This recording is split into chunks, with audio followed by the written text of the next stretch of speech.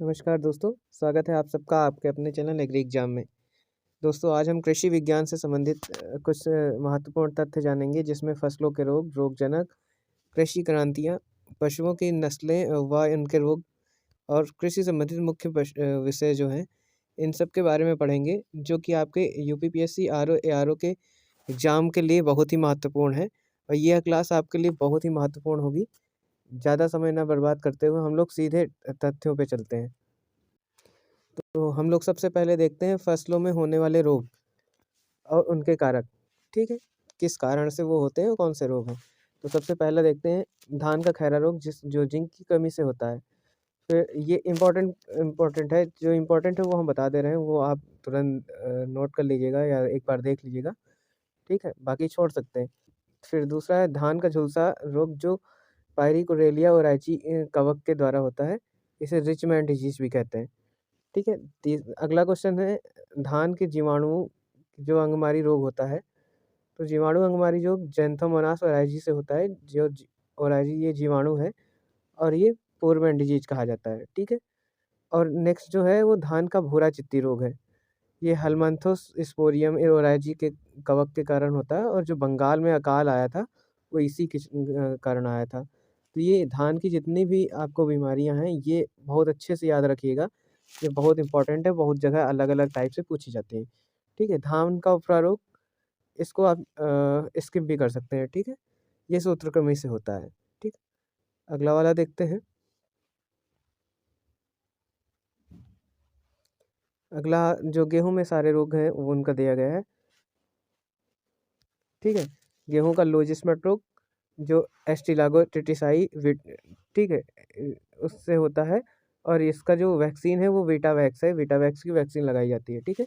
अगला जो रोग है वो गेहूँ का मोलिया रोग है, एगुएना टिटिसाई है, ये निमेटोड से होता है। जो अगला क्वेश्चन है गेहूँ का काला कीट है पक्सिनिया ग्रेनी, ठीक है?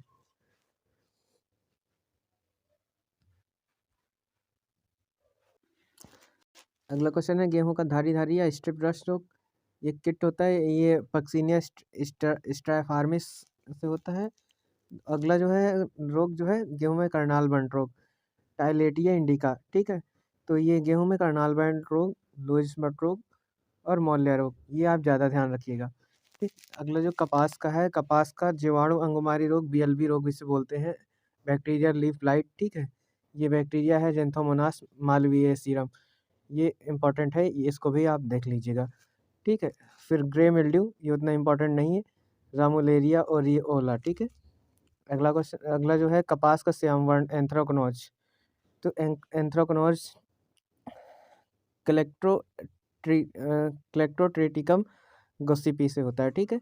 ये अगला है जो कपास का ब्लैक आर्म रोग ज़ैंथोमोनास कम्प्रेटिस जीवाणु से होता है, ठीक है? अगले पे चलते हैं हम लोग, तो अगला जो है देखा गया है केले का पनामा रोग, ये फ्यूजेरियम ऑक्सीपोरम है, ये पुरानी पत्तियों में पाया जाता है, कवक के द्वारा होता है, ठीक है? ये अगला क्वेश्चन है जो केले का मोकोबैक्टीरियल विल्ट है, ये राल्स्टोनिया सोलेनेसिरम है, ये नई पत्तियों में होता है और ये जीवाणु है, ठीक है? ये जीवाणु से होता है, ये कवक से होता है, ठीक? जो एंथ्राकनोज है श्याम वर्ण, वो कोलेक्ट्रेटम म्यूजेसी है, ठीक है? जो अगला है वो अंगूर के लिए है, अंगूर में चूड़ी आसिता जो होती है, पाउडरी मिल्ड्यू, ठीक है? ये है और डाउनी मिल्ड्यू मृदुल आसिता, ये दोनों उतना इम्पोर्टेंट नहीं है, आप छोड़ सकते हैं, ठीक है? ये अनसिनुला नेक्टर से होता है जो पाउडरी मिल्ड्यू होता है और प्लाज्मोपोरा जो होता है वो विटिकोला से होता है, ठीक है? अगला क्वेश्चन है सिट्रस कैंकर जो है जेंथोमोनास सिट्री, ये बैक्टीरिया से होता है, ये बहुत इंपॉर्टेंट है, इसको आप बहुत ध्यान से रखिएगा, ठीक है? सिट्रस गमोसिस, ये फाइटोप्थेरा सिप्थोरा, ठीक है? और फाइटोप्थेरा पैरासिटिका से होता है, ठीक है? ये सिट्रस टेस्टुजा जो है वो विषाणु से होता है, ठीक है? अगला क्वेश्चन है जो है सिट्रस मोटर लीफ, जो जिंक की कमी से होता है, जो सिट्रस में पीले धब्बे होते हैं वो मोलिबोडनम की कमी से होता है। और दूसरा जो है फूल गोभी में विप्टेल जो है वो मेलिब्डेनम की कमी से होता है और ये बहुत इंपॉर्टेंट है, इसको भी आप ध्यान रखिएगा, ये इस बार एक एग्जाम में पूछा भी गया है, ठीक है? अगला है फूल गोभी में जो ब्राउनिंग होती है वो भी बोरान की कमी से होती है। फिर हम लोग आलू के देखते हैं, तो आलू की खेती जो अगेती रोग है अल्टरनेरिया सोलेनेसी, आलू का जो पछेती रोग है फाइटोप्थेरा इन्फेस्टेंस फाइटोप्थेरा इन्फेस्टेंस जो है ये जो है आयरिश अकाल इसी बीमारी से आया था 1845 से 52 में। ठीक है, कई लोगों की जान गई थी, तो ये भी इम्पोर्टेंट है। आयरिश अकाल इसी रोग को लेकर के आया था। ठीक है, अगला क्वेश्चन है जो आलू का काला धब्बा ब्लैक स्कार्स और राइजोक्टेनिया सोलनी है, और जो आलू का बैंगनी शीर्ष है वो माइकोप्लाज्मा से होता है। ठीक है, अगला जो देखते हैं गन्ने का लाल सड़न रेड रॉट। ठीक है, कोलेट्रोट्राइकम कालकेटस ये कवक के द्वारा होता है, ये इंपॉर्टेंट है। स्यूडोमोनास रुब्रिलियंस जीवाणु द्वारा होता है। ठीक है, और ये गन्ने का मोजाइक रोग एफिड द्वारा, गन्ने का कंड रोग एस्टिलागो सिटामोनिया द्वारा होता है। ये उसके बाद हम लोग देखते हैं आम में स्पेंजी टिश्यू ऊष्मा संचालन के कारण होता है। आम का जो आंतरिक नेक्रोटिस है वो बोरान की कमी से होता है। आम का फूल झड़ना मैंगो मालफॉर्मेशन बोलते हैं, फ्यूजेरियम मोनली फ्रेम होता है ये, और इसके उपचार के लिए 100 से 200 ppm का NaA का प्रयोग करते हैं। फिर आम का काला सिरा रोग जो बोरान की कमी से होता है। Top sickness of tobacco boron की कमी से होता है, ये तंबाकू का रोग है। और टोबैको का मोजैक वायरस, ये वायरस की उससे होता है, और एडोल्फ मेयर ने इसकी खोज की थी, तो ये ध्यान रखिएगा। ठीक है, मक्का का सफ़ेद काली रिंग जिंक की कमी के कारण होता है। बाजरे का हरित वाली रोग वायु द्वारा होता है।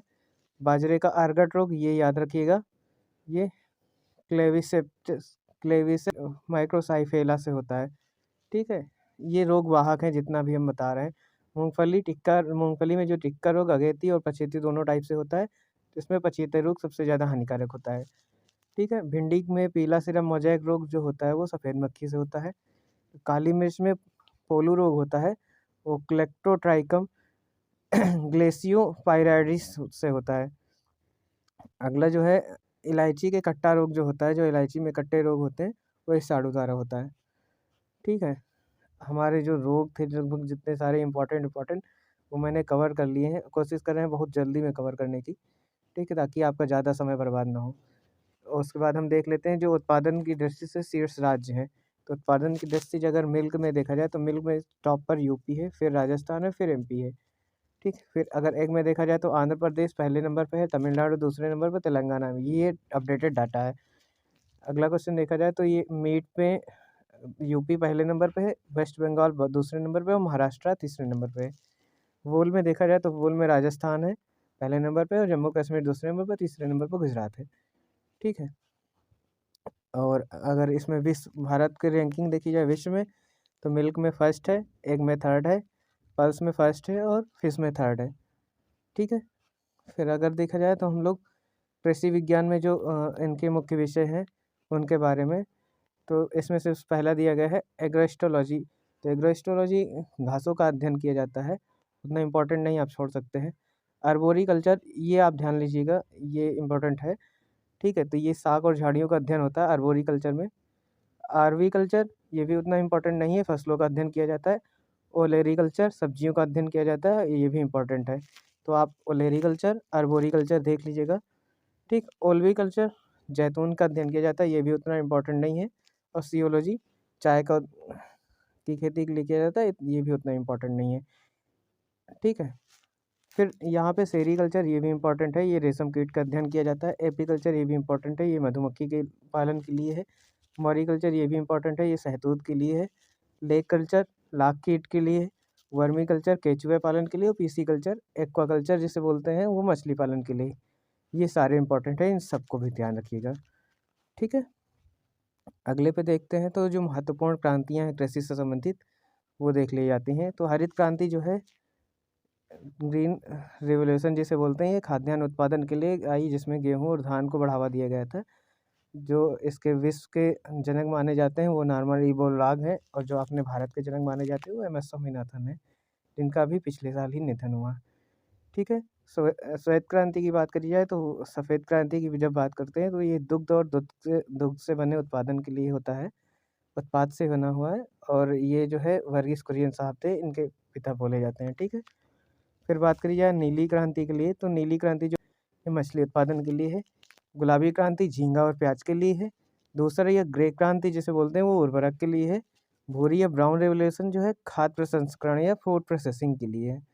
ठीक है। रजत क्रांति जो है, सिल्वर क्रांति अंडा और पोल्ट्री के लिए है। काली क्रांति बायोडीजल जेट्रोफा के लिए है। लाल क्रांति मांस टमाटर के लिए है। गोल्ड क्रांति आलू के उत्पादन के लिए है। सुनहरी क्रांति फल उत्पादन के लिए है। ऑरेंज क्रांति नींबू वर्गीय फल के लिए है। ठीक। इंद्रधनुष ये सभी कृषि के सभी क्षेत्रों के लिए है। परवनी क्रांति परवनी नाम से ही ये भिंडी के लिए है। ठीक है। अगला जब देखते हैं तो हम लोग देखते हैं गायों की नस्लें। तो गायों की नस्लों में देखते हैं साहिवाल। साहिवाल सबसे अच्छी नस्ल पाई जाती है। 2150 किलोग्राम जो है लगभग दूध का उत्पादन होता है। इसका 300 दिन का दूध काल होता है या लैक्टेशन डेट होता है। और भी जैसे इनकी गिर, लाल सिंधी, फिर भारवाही नस्लें देखी जाती हैं तो भारवाही नस्लों में मालवी, नागौरी, अमृत महल। ठीक।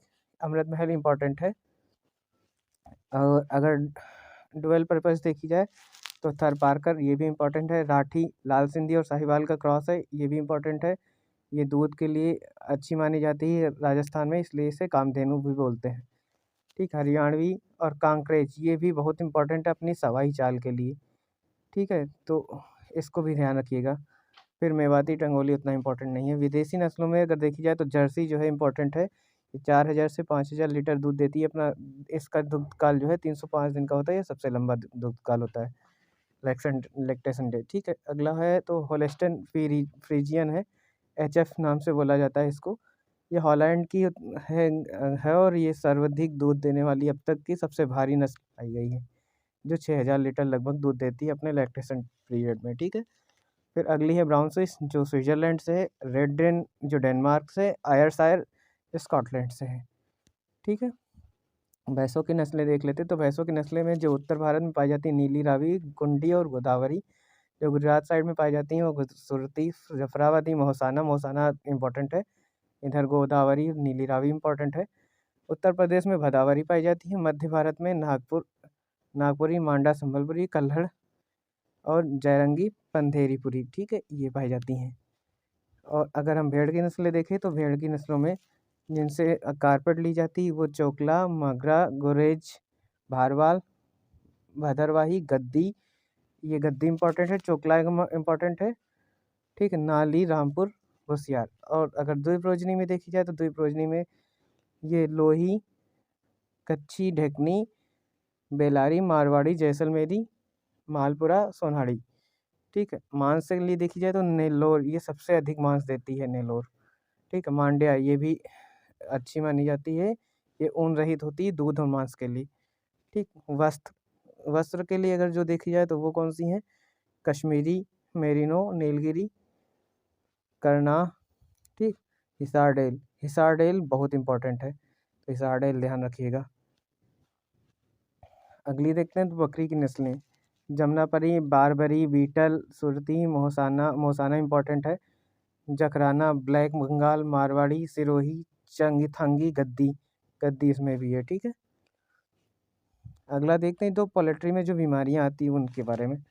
तो पोल्ट्री में जो बीमारियां होती हैं उनकी वो महत्वपूर्ण जिससे ये होती हैं, जैसे रानीखेत बहुत इंपॉर्टेंट है, ये आप ज़रूर ध्यान रखिएगा। रानीखेत पैरामिक्सो विषाणु से होती है ये वायरस से, और इसकी जो वैक्सीन लगती है लसोटा F1 स्ट्रेन RDF1 की है। ठीक है, ये लगाई जाती है। और दूसरा जो इसमें आता है चेचक, ये वायरस से होता है। मैरेक्स ये वायरस से होता है। खूनी पेचिस प्रोटोजेवा से होता है। बर्ड फ्लू जो आता है इन्फ्लुएंजा H5 वायरस से होता है। ठीक है, ध्यान रखिएगा। और अगर अदर पशुओं की प्रमुख बीमारियों के बारे में बात करेंगे तो FMD food and mouth disease जो होता है, खुरपका मुंहपका डिजीज, ये वायरस की से उससे होता है और ये जुगाली करने वाले सभी पशुओं में, सुअर में भी पाया जाता है। ठीक। पशु प्लेग, ग्रिंडर पेस्ट जिसे बोलते हैं, ये भी इंपॉर्टेंट है। ये भी वायरस से होता है। गला घोटू, पास्चुरेला बोविलिसेप्टी ये भैंस में होता है, और पास्चुरेला बोविसेप्टी जो है गाय में होता है, ये बैक्टीरिया होता है। ठीक है। अगला है एंथ्रेक्स, बैक्टीरिया का मुख्यतः भेड़ों में होता है, ठीक है, ये बैक्टीरिया से होता है। जहराबाद या ब्लैक क्वार्टर बोलते हैं, बैक्टीरिया से होता है। थनैला, ये भी इम्पोर्टेंट है। स्ट्रेप्टोकोक्सी एगेल्किटी जीवाणु है, ठीक है, इससे होता है। दुग्ध ज्वर या मिल्क फीवर अभी बताया था, कैल्शियम की कमी से होता है ये, ठीक है। अगला जो है दुग्ध ज्वर कैल्शियम की कमी से। चिचिड़ी ज्वर प्रोटोजोआ द्वारा। लीवर फ्लूक फेलियोसिस सूत्रकमी द्वारा, ये नेमेटोड द्वारा होता है। खूनी पेचिस प्रोटोजोआ द्वारा, यही बताया था। अफरा बोट दूषित गैसों द्वारा एकत्रित दूषित, ये जो है जुगाली करने वाली जितनी गायें हैं या मतलब जितने भी पशु हैं वो अधिक खाना हरा चारा खा लेती हैं, उसमें दूषित गैस इकट्ठा हो जाती, तो उससे आफरा जो है ये रोग उत्पन्न होता है। फिर एस्टियोपोरोसिस जो है ये कैल्शियम और पोटास की कमी, कैल्शियम और फास्फोरस की कमी से होता है, ठीक है। यहीं से बस ये आज का लेक्चर में इतना ही। और इस से कम एक क्वेश्चन जरूर आएगा, एग्रीकल्चर में पूछा गया क्वेश्चन, ठीक है। ये जरूर 2 से 3 बार देख लीजिएगा। धन्यवाद। और चैनल को अगर आपने सब्सक्राइब शेयर नहीं किया तो सब्सक्राइब शेयर कर लीजिएगा। टेलीग्राम चैनल, व्हाट्सएप चैनल, सारे लिंक आपको इसी की वीडियो के लिंक में डाल देंगे डिस्क्रिप्शन में, ठीक है। धन्यवाद।